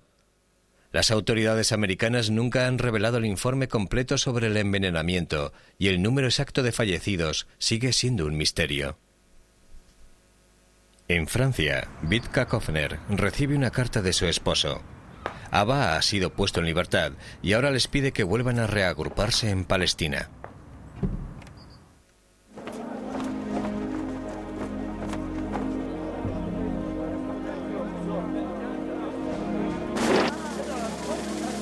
Después de varios meses en Italia, la brigada judía es trasladada a Bélgica.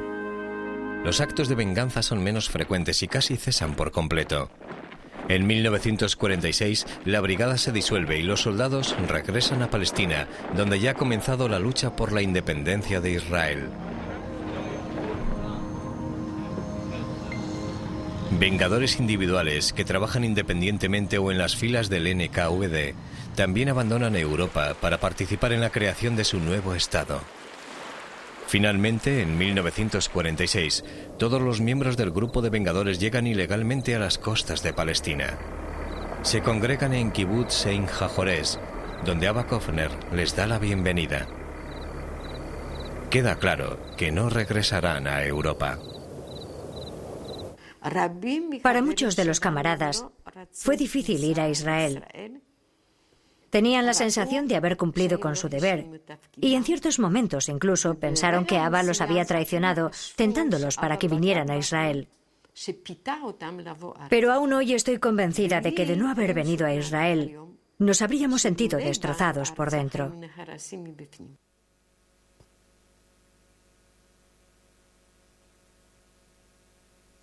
Aún así, algunos de los más decididos del grupo se van a Alemania a realizar más actos de venganza. No tendrían éxito y no tardarían en volver. Incluso hoy en día, todos comparten una sensación de decepción por no haber satisfecho los gritos de los campos de exterminio que decían que se acordasen y los vengasen. El haberlo intentado sigue sin servirles de consuelo. Fue un intento muy pequeño. Es un caso perdido para la historia. Todos sentimos dolor por no haber hecho lo que queríamos hacer. No hay duda alguna. Sí, no hay duda. Hasta hoy. Y nosotros, los que no nos fuimos, quedamos aquí. Y nuestro entusiasmo por este país creció día a día. Y fuimos dándonos cuenta de que existe otro mundo mucho más hermoso.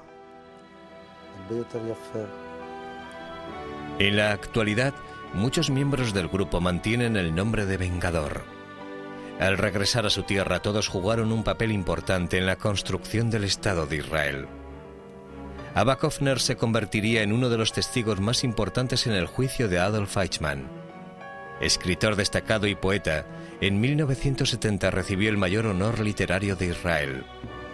Abba Kofner falleció en 1988, a los 70 años de edad. Toda una nación lloró su muerte.